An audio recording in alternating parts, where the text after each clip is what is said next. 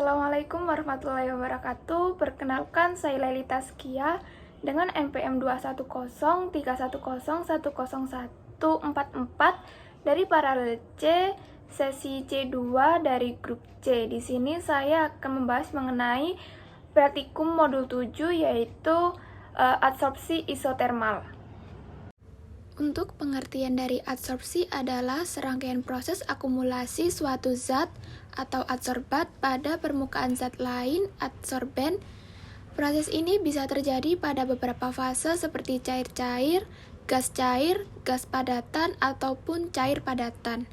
Adsorpsi adalah fenomena permukaan sehingga kapasitas adsorpsi dari suatu adsorben merupakan fungsi luas permukaan spesifik.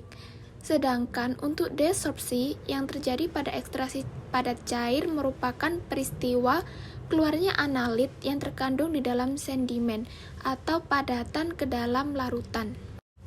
Untuk tujuan praktikum sendiri di sini yaitu yang pertama yaitu mencari data adsorpsi isotermal dari suatu zat, adsorpsi dari suatu larutan pada perahu solid. Untuk yang kedua yaitu mencari pengaruh konsentrasi terhadap proses adsorpsi. Sedangkan yang ketiga, untuk menentukan adsorpsi isotermal menurut persamaan Langmuir dan Freundlich. Adsorpsi dapat dikelompokkan menjadi 3 jenis, yakni adsorpsi fisik, adsorpsi kimiawi, dan adsorpsi pertukaran. Untuk adsorpsi fisik disebabkan oleh gaya tarik van der Waals atau gaya tarik yang lemah antar molekul. Molekul yang terabsorpsi bergerak bebas di sekitar permukaan adsorben dan tidak hanya menetap di satu titik. Sedangkan untuk adsorpsi kimiawi yaitu hasil dari gaya yang lebih besar dibandingkan dengan pembentukan secara kimia. Sedangkan untuk adsorpsi pertukaran yaitu adsorpsi yang diperankan oleh tarikan listrik antara adsorbat dan permukaan adsorben. Ion dari suatu substansi banyak berperan dalam adsorpsi ini. Perbedaan dari adsorpsi fisika dan adsorpsi kimia menurut karakteristik gaya yang bekerja. Adsorpsi fisika yaitu gaya tariknya secara fisika sehingga adsorpsi fisika sering juga disebut dengan adsorpsi van der Waals. Sedangkan adsorpsi kimia yaitu gaya tarik atau ikatan kimia sehingga adsorpsi kimia sering disebut adsorpsi teraktivasi. Untuk karakteristik dari tebal lapisan, adsorpsi fisika memiliki banyak lapisan atau multi-layer, sedangkan adsorpsi kimia yaitu hanya satu lapisan atau single layer. Untuk karakteristik dari energi aktivasinya, adsorpsi fisika kurang dari 1 kilokalori per gram mol, sedangkan adsorpsi kimia 10-60 kilokalori per gram mol. Untuk karakteristik temperaturnya, adsorpsi fisika terjadi pada temperatur di bawah titik didih adsorbat, sedangkan adsorpsi kimia dapat terjadi pada temperatur tinggi. Di sini terdapat 2 model adsorpsi, yaitu yang pertama ada model adsorpsi Langmuir. Model dari adsorpsi Langmuir sendiri ini mendefinisikan bahwa kapasitas adsorpsi maksimum terjadi akibat adanya lapisan tunggal atau monolayer adsorbat permukaan adsorben.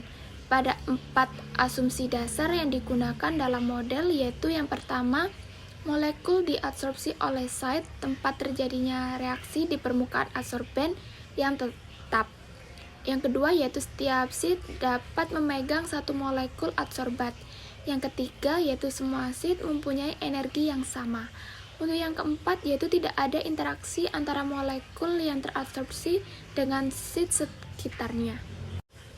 Untuk model adsorpsi dari Freundlich, di mana model adsorpsi Freundlich ini digunakan jika diasumsikan bahwa terdapat lebih dari satu lapisan permukaan atau multilayer, dan site ini bersifat heterogen, yaitu adanya perbedaan energi pengikatan pada tiap-tiap site. Isoterm Freundlich ini sering digunakan untuk menjelaskan sorpsi kimia organik pada karbon aktif pada konsentrasi yang relatif tinggi di dalam air dan air limbah. Eksponen 1/n biasanya kurang dari 1 karena site dengan energi pengikatan terbesar digunakan lebih dulu, diikuti oleh site yang lebih lemah dan seterusnya. Untuk faktor-faktor yang mempengaruhi adsorpsi antara lain di sini yang pertama ada waktu kontak dan pengadukan. Waktu kontak yang cukup diperlukan untuk mencapai kesetimbangan adsorpsi. Jika fase cair yang berisi adsorben dalam keadaan diam, maka difusi adsorbat melalui permukaan adsorben akan lambat, maka diperlukan pengadukan untuk mempercepat adsorpsi. Sedangkan yang kedua yaitu luas permukaan adsorben. Semakin besar luas permukaan adsorben, maka semakin besar pula adsorpsi yang dilakukan. Dan semakin kecil ukuran adsorben, maka luas permukaan akan semakin besar. Untuk yang ketiga yaitu jenis adsorben. Ada dua jenis adsorben, yakni adsorben alam dan buatan. Adsorben buatan biasanya lebih sering digunakan daripada adsorben alam, karena ukuran pori-pori adsorben buatan dapat dikontrol sehingga daya adsorpsinya lebih baik.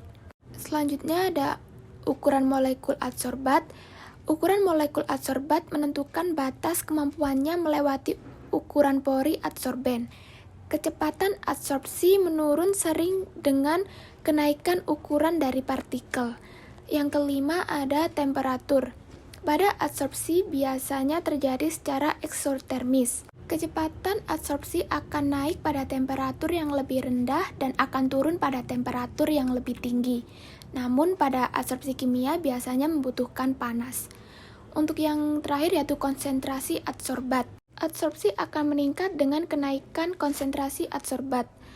Adsorpsi akan tetap jika terjadi kesetimbangan antara konsentrasi adsorbat yang diserap dengan konsentrasi adsorben yang tersisa dalam larutan. Untuk prosedur praktikum sendiri, yang pertama yaitu kita menyiapkan buah Erlenmeyer. Yang kedua, kita membuat larutan asam asetat dengan konsentrasi N/2 sebanyak 100 ml. Selanjutnya yaitu titrasi 10 ml asam asetat N/2 dengan NaOH 0,1 N dan ditambahkan indikator pp di Erlenmeyer untuk standarisasi larutan asam asetat N/2. Untuk yang keempat yaitu buat larutan asam asetat dengan konsentrasi N/4, N/8, N/16, dan N/32, masing-masing sebanyak 50 ml dengan cara pada setiap Erlenmeyer kita masukkan 50 ml larutan asam asetat dengan konsentrasi yang berbeda-beda. Selanjutnya kita tutup semua Erlenmeyer, kemudian kita kocok secara periodik selama 1 jam sampai mencapai kesetimbangan. Setelah kesetimbangan tercapai, kemudian larutan disaring menggunakan kertas saring. Sebelum kita melakukan titrasi, kita menambahkan 2 tetes indikator pp, lalu kita titrasi 10 ml asam asetat N/2, N/4, N/8, N/16, dan N/32 dengan menggunakan NaOH 0,1 N sehingga konsentrasinya dapat dihitung dari konsentrasi asam asetat yang telah distandarisasi. Untuk yang terakhir yaitu filtrat yang lebih pekat, kita gunakan 10 ml, sedangkan yang lebih encer kita gunakan hanya 25 ml filtrat. Titrasi dilakukan sampai warna filtrat berubah menjadi merah muda. Sekian dari saya, kurang lebihnya saya meminta maaf. Wassalamualaikum warahmatullahi wabarakatuh.